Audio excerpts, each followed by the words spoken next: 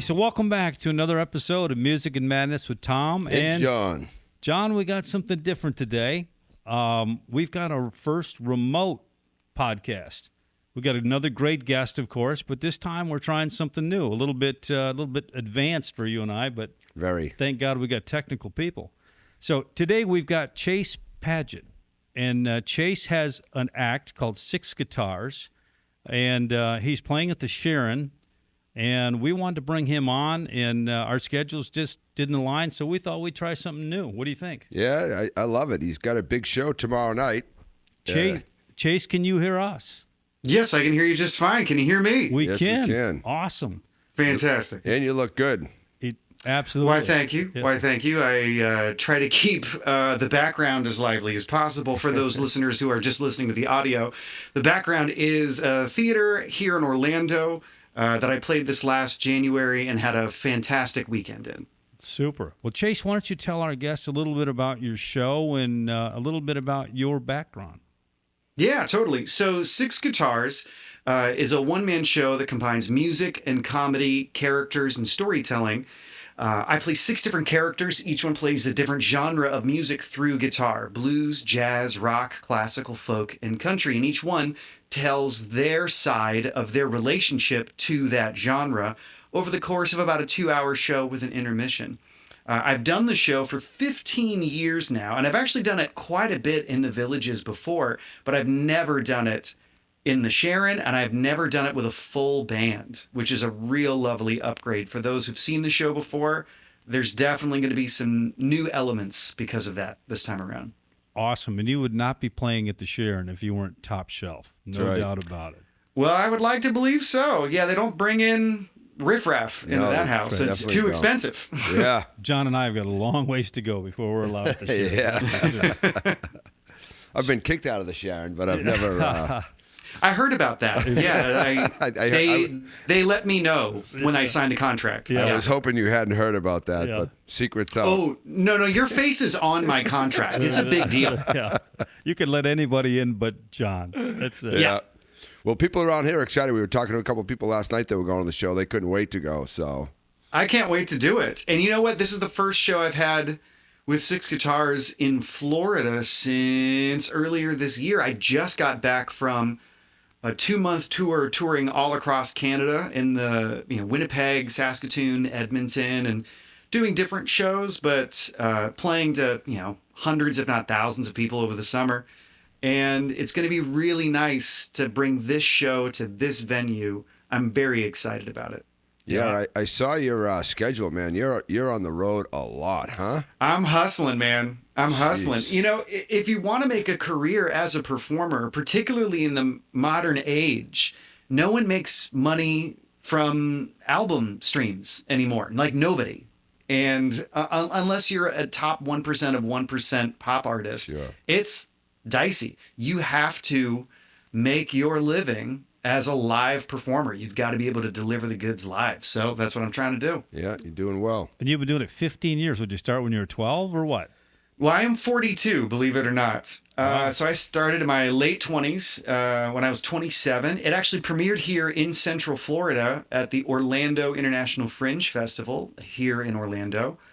And it very quickly changed my life. I just sort of did it as a personal dare. Like, I don't know, what if I combined all the things that I like to do, like improv and characters and guitar playing, into a single show? And it very quickly was like, whoa, okay, this really connected to folks. I'm going to figure out how to make this kind of a full-time career. And it took me a little bit, but I have. Cool. So is this pretty much your only show that you do, or you got other shows that you do? Oh, I've made many shows. Now, this one is sort of the tip of the spear in terms of like commercial success. But I also have a Christmas show that I'm kind of hoping to bring to the area, hopefully, pretty soon. It's called a 6-String Christmas, and that has no characters in it. It's just me playing the Christmas songs on various guitars that mean the world to me and my relationship to the 2 great Christmas gifts that have changed my life. 1 year, a guitar from Dad, and another year, improv classes from Mom, and how that led into this crazy life. Wow. I also have another show that I've done in the Villages a number of times called Nashville Hurricane, which I just recently kind of retired. But I've made, I don't know, half a dozen solo shows over the years, most of which have never seen the Villages, believe it or not. Well, the Villages, they're excited to have you. Are you thinking about bringing any other different shows? Are you going to try and bring the Christmas show to the Villages? Or I would love to bring the Christmas show. I think I'm in talks to bring it to a venue in Mount Dora, so that wouldn't be too far away. No. But based on the numbers of how this is going so well, honestly, we're probably going to have just about 800 people tomorrow night. And with that in mind, I think it's very reasonable to bring my Christmas show back. Not this year, probably it's already packed, but maybe in 2026. I also just premiered a brand new show called How to Play Guitar Poorly. And it's about my relationship to music through the two men that really were mentors for my musicianship early on, my dad and my high school band director, Mr. Maxwell, when I was growing up in Naples. Wow. I thought he was talking about us. Two very important. The two people who suck at I guitar. said men, not gods. True. Tell us a little about Alter Ego. How is that? Oh, Alter Ego, for those who don't know, it was a show on Fox a few years ago, a singing competition show, much like The Voice or American Idol, but it had a technological twist. The singers, which I was one of them, were singing backstage, and what was on stage was a digital avatar that was projected in place of the live performer. But everything that you heard was the singer backstage. Yeah. And it was an incredible experience. It's also kind of a weird thing because it was only one season. I think people were like, okay, cool experiment, but we kind of want to see the real person on stage more. True. And I don't blame them. But I mean, I became a semifinalist on a major network singing show, which was an incredible experience. I got to sing for, millions of people over the course of 3 different episodes, and I got to sing for like will.i.am and Alanis Morissette, and it was an incredible experience. Yeah. Well, they should have put a stupid hat on you like that new show they have. That's killing it. The bag. Yeah. Well, no, it's the costume they put on you. Yeah. But the masked singer. Yeah. Yeah. We filmed it in the same soundstage as that, just like a month later. Really? Yeah. Very much so. It's also the soundstage that like they film Idol and The Voice in, and a bunch of other stuff. It's right next to The Price is Right. It was just a wild 2 months. Yeah, that's to spend. Cool. Yeah. And you were on that show. Is that like a weekly thing? Once a week you were on that doing your performance, and then they vote on it and all that stuff? Kind of, sort of. So the voting was done by the studio audience alone. Okay. And there was a reason for that. The technology, you couldn't really do it in real time and live broadcast it without like it needed some post-production work to make it look really crisp and clean. So everything was pre-taped. All of it was pre-taped. And when we aired it to America, all the winner, everything was already decided 100%. So it was like a week by week, but it wasn't as if every week was a new episode. Sure. Like the first month was just rehearsing and getting the technology right. And the second month was like all of the episodes. We were doing like 2 or 3 a week. Wow. So did you get a nice bump out of that? You know what? No. No way. Believe it or not. Wow. Believe it or not. And I think this is a real commentary about where we are in terms of performers and artists and legacy media, actually. Like, there are podcasts in this world that if I appeared on that podcast, I would instantly have a boost in my career. That show, not really. And if you really think about it, let me ask you this question. Can you name any winner or major semifinalist of any singing show on TV in the last 10 years? Carrie Underwood's the only one that... Kelly Clarkson, but that was probably 20 years more ago. than 10 years. Exactly. Yeah. Kelly Clarkson, Kelly Underwood, you're talking 15, 20 years ago. You're right. Because of the rise of the internet and independent media outlets like this, those legacy media platforms are really struggling to monetize and honestly like incentivize the careers of singers that go on there. It was a very different landscape 20 years ago. Sure. But now, I mean, everyone's trying to figure out, well, how does this work now that you can instantly go viral on TikTok without a major label? It's a completely different landscape. And while I'm very glad to have that experience and I have like nothing but positive things to say about it, it was a real eye opener. Like I have sent auditions to SNL. I have done a sketch comedy showcase for NBC. I was a semifinalist on a major network singing show. And none of those opportunities have even come close to the reward I've gotten from just doing the stuff I made myself and touring it around. Yep. Not even close. Yeah, that says a lot, isn't it? It does, and we're getting some of our guests from other states. We got an act coming down here in January. Same thing. It's because of the internet. You know, we found them on TikTok. We found them on YouTube, and there's some really. I mean, there's just great talent everywhere, and now it's so much easier to find it on the self-promoted channels.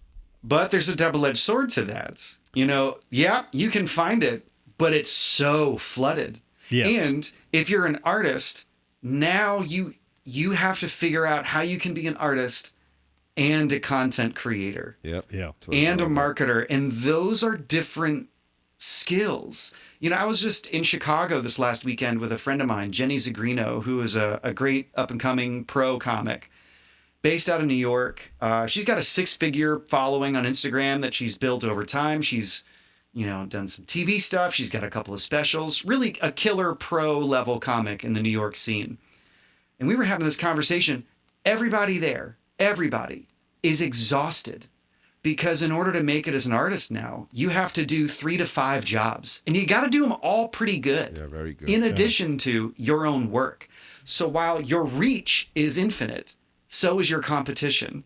Yes. And even when you do build a significant 6-figure following, you still got to figure out how to convert those followers into ticket buying patrons. Right. And that is something that most artists will never be able to crack because views don't turn into followers necessarily. Right. And followers don't mean anything if you can't get them to buy a ticket to your show. Sure. And that's why I'm so grateful to be in the Villages, because the Villages, you know, you're willing to take a chance on a show that like is a little atypical, but still feels familiar, like Six Guitars, in a way that larger markets just won't, because it's way too saturated. Yeah.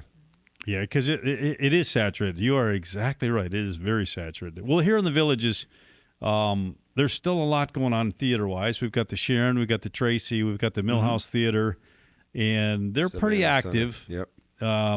We're bringing people in now ourselves, and we got a couple live shows, 3 or 4 live shows already booked, and we're kind of hoping that our approach is bringing people like you in on a podcast before your performances so we can help promote those shows, because ticket sales are what it's all about. 100%. Yeah, 100%. Ticket sales and merch way eclipse any sort of streaming. I mean, I even had an album up online for a while there, and I took it down for, you know, personal reasons or whatever, but you gotta have over 1 million streams to make like $1,000. Yeah. If that. Like Spotify pays like 0.07 cents per stream, something like that. Apple Music is better, and that's like the best one, and it's still well under a penny. Sure. Like it's the landscape of making it as an artist now, in some ways, has never been easier to have a huge impact, but it's never been harder to make that impact actually show up to your bank account. Right. Yeah. And it costs money to do this stuff. None of the to do it right anyway. Absolutely. Mm-hmm. You know, I'm paying a stage manager, I'm paying 2 band members, and luckily, you know, we're just driving in from Orlando, so that's an hour and whatever one-way drive. That's fine. But if I go to a different market, I gotta budget my travel. I gotta find local guys that can do all that work, train them to do it. And I'm willing to do that work because I believe in the show, and like numbers have borne out like it's a worthy endeavor. But not all artists can do that. I mean, very few actually can. And you've got to be careful about what you put up there, because just like my father-in-law told my wife before she married me, hey, look, if you give him the milk for free, he's never buying the cow. And I think it's the same thing here. Yeah, A little bit. Yeah, if you're showing, if you're showing the whole thing, who's going to buy a ticket? Yeah. I'll just sit back and watch it for free.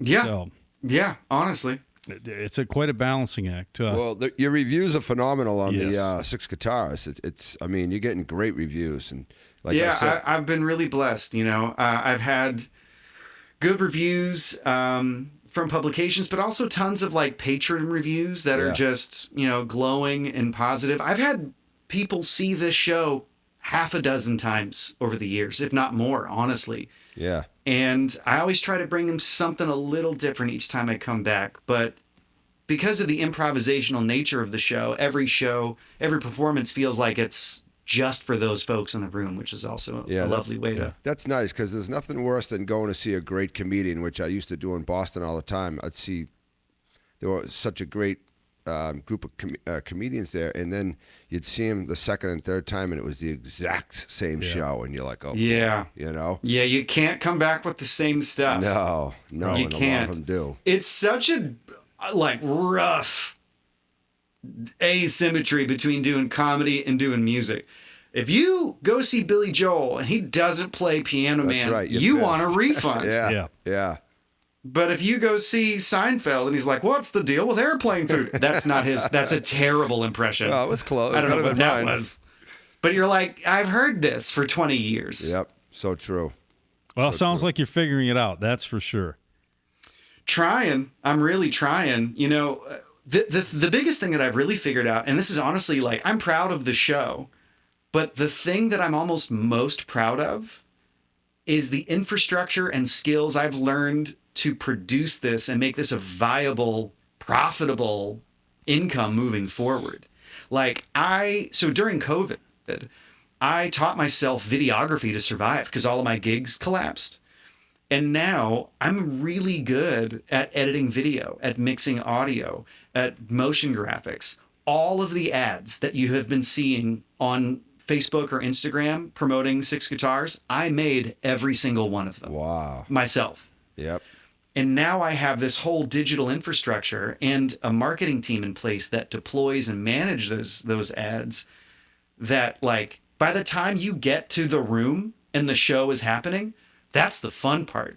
Yeah. All of the actual work and labor has been done well in advance. And now I'm able to just rent venues and run these ads because they're so effective. Good for you. Yeah, it's a totally different thing. The only thing now that keeps me from just being like, all right, I'm doing a couple of these a week on an internal tour until I, buy a house in cash, is just the upfront cost of renting the venues and running the ads. Yeah. Are you having fun though? I mean, that's the most important Yes. thing of all. Yeah. 'Cause Yeah. If it wasn't, Yeah. it wasn't fun. You can't just grind it out for the money. That gets tough. 100%. No. I mean, there are a lot easier ways to make a lot more money. Like, I'm not a dummy. I could have gone into banking or something. Yeah. Or engineering or whatever. But no, this is awesome. And when you're in a room, particularly now with our digital world, where we're just looking at our phones all day, and I'm guilty of it too, we're starving for genuine connection. And when you're doing a show in a room that's packed like tomorrow's going to be, no one's going to look at their phones. We're all going to listen. We're all going to laugh. We're all going to remember why we love music in the first place. And that, to me, is the closest thing I think you can get to church without religion. Yeah. Great line. Yeah. Sounds like you're getting that figured out. So, Try. tell us about your last 12 months. How long have you been on the road the last 12 months? The last 12 months, you said? Or not? Yeah. Last 12 months. Yeah. Goodness. So 12 months ago was when I first made all of my own ads and started renting out venues and trying to make that work economically. And very quickly, it proved fruitful and profitable. I also doubled down on a new Christmas show. Earlier this year, I wanted that to be the full steam ahead, but Universal opened a new theme park in town, and I had been hired to develop a bespoke, like, improv comedy concept for them. And I did. It ended up not making the final like launch day for the for the theme park, but that was a several months of my life earlier this year. And then just like self-producing. And then this last summer, I spent a bunch of time up in Canada producing that new show, the How to Play Guitar Poorly.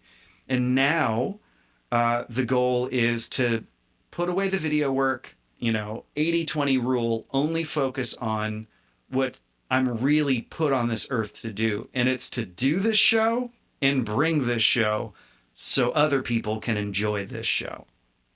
Sounds like a good plan. Sure is. What's the smallest venue that you'll rent out for yourself, seat-wise? Great question. Typically, it's hard to make anything work economics-wise under 300 seats, unless you do multiple performances. But if I'm bringing the band, then you got to be the band twice. So really, 300 starts to make sense. Anything more than honestly, the Sharon's very big for this show. We're still going to fill it really nice, but anything more than 800 starts to get kind of too high of a risk in terms of down payment and whatnot. So really, ideally, the template would be 300 to 700-ish. Sure. And where do you go next after the Sharon, the next week? Yeah, great. So honestly, the next couple of months, I only have one other Six Guitars gig on the books in November. And that's in Indiana, and then Christmas stuff, and then whatever I want to self-produce in the spring. But right now, I'm giving myself a lot of downtime so that I can really make sure all of my press kit stuff, all of my ads, I'm going to redo all of my ads based on what was already working. New website, new branding, new guitar for the show. And in order to do that, I just need to have no distractions at home. So that's really the next few weeks to months. Yep. It's amazing how horrible COVID was, but you're probably the 6th, 7th, 8th person or band in here that said, well, we learned during COVID, we couldn't go out and play, and we learned how to do this and this. And I mean, it's amazing. I mean, we had Mitch, who said he had never played guitar in here for the Relic Band, and he learned how to play guitar during COVID. It was crazy. That wasn't Mitch. Yeah. That wasn't Mitch. That was kid from Nashville. Chad Frick? Maybe it was Chad. Yeah, It was Chad, yeah. Getting it mixed up. But we had a kid from Nashville come in, and he's a songwriter, and he said the same thing. He said, geez, I could sing, I could songwrite, couldn't play guitar. COVID hit, and I learned how to play guitar. I jumped on YouTube, and he came in here and flew in from Nashville in a day, banged out 6 or 7 songs, and the kid's great. He's a young kid. But it really speaks to one of my favorite quotes from Coach John Wooden, which is, things turn out best for those who make the best of how things turn out. Yep. Yeah. And I really believe that one. Yeah. And you only get out of it what you put in it. Yeah. It ain't going to happen for itself. That is not going to happen. The only way out is through. Yeah. Everybody, including yourself, are overachievers, and that's how you get to where you're at. There's Yes, and there's also a fair bit of luck involved too. When I made this show, it wasn't like I was like, I'm gonna make this a career. See, that was not that vibe at all. I just wanted to try something that scared me, that just seemed hard, and I didn't even think about a financial future until I started doing it, and people kind of let me know, hey, we dig this, keep going. Yeah. But it feels like every time I've ever tried to do something that was purely for money, even if I'm putting myself, it just doesn't pan out. Yeah. Well, you're doing what you love, and that's a big part of it, huge part of it. Yeah. So, outside of playing guitar, do you play any other musical instruments at all, or? Good question. More and more, I'm really enjoying the finer points of treating the voice like an instrument. Mm-hmm. That was one of the gifts of that Alter Ego show, is that was the first time I've really had voice lessons. They assign a vocal coach to all of the singers on the show. And my vocal coach is an insane talent. Right now, she is the vocal coach and lead backup singer for Olivia Rodrigo. Wow. And she's on tour and in demand and for studio work in LA all the time. She was herself a top 5 contestant on The Voice. I also really enjoy piano. It definitely is the composer's instrument, and for good reason. weirdly, my first instrument was the trumpet. And because of me talking about my early relationship to music this summer with the new show, How to Play Guitar Poorly, I bought a cheap trumpet on Facebook Marketplace and kind of remembered like, oh, you know what? This is actually pretty cool. I'm not good at it anymore, but it's pretty fun. Yeah, it looks cool too. Yeah. Yeah, sure. Yeah. Yeah. So still take vocal lessons, I'm sure. You know what? I'm in between vocal coaches right now. I've got a buddy in town that I want to work with. Her name is Alina Moon, and she's an incredible like opera trained singer. But she's like worked cruise ships as a solo artist a bunch, and I basically was like, hey, when I get back into town, let's work together. So I literally just got back into town yesterday. So hopefully we'll get that ball rolling pretty soon. Yeah, that's something you just have to consistently stay working at it and working at it and working at it. And yeah. 100%. And that's one of the things that I think I've really appreciated the older I've gotten is consistency. The key, consistency beats intensity every time, every single time. Like I've gotten really into going to the gym lately, and it's cool. Like I'm, deadlifting over 300 pounds and like I feel good, feel strong. There's no way to cram that. And there's really no way to cram like musical ability without burning the rest of your life and mind down. Like you just got to show up every day and a little bit every day. It just compounds over time. It really does. Yeah, you can't go full bore on the first 6 songs because the last 6 songs are going to suck. You be wore out. Yeah, gotta spread it out. That's it. We've seen a couple of bands do that recently. We have, yeah. Yeah. Not to mention any names. No. So, well, you're doing a pretty good job, man. Your reviews and everything, and selling out the Sharon and getting damn close is it's a big deal. Yeah, It's a very big big deal. I'm pretty pumped about it. Yeah, I can't wait to just wash, rinse, and repeat in other markets now that I got this strategy in place. All I need now is, some kind of angel investor, and we're off to the races. Well, hey, it's been awesome having you on, and we'd love to have you back when and you got another act you want to take. We'd love to meet you in person and get you into the studio. We are close. Yeah, I would love to make that happen. Thanks for your flexibility with today. For those listeners, the reason why I'm not in the studio is because today is my only nephew's first birthday. No way. There you go. So, yeah. Oh, that's great. First, he is just a perfect little miracle. He's the first guy I needed to say hi to when I got back in town last night. Oh, that's so awesome. we're gonna have a little celebration real soon, actually. Yeah, well, we appreciate you doing this for us today, definitely. Very, very much. Thank you for having me, appreciate friends. it. Appreciate Yeah. it. And Maybe we'll see you tomorrow night. Yeah. we'll see what we can't The work show. into the schedule. That'd be Yeah, awesome. So, Definitely. all right. Well, Chase, we appreciate you coming on and look forward to watching your endeavors and watching you grow. And please stay in touch with us. Will do. Thank you, gentlemen, for having me. It means the world to me. Thank you. And if we can do anything to help promote your stuff, just let us know, man. Yeah. We're happy to take and help all we can. So. Yep. You got it, gentlemen. Thank you. All right, Chase. Thanks again. Thanks. All right. Appreciate it. That's a wrap.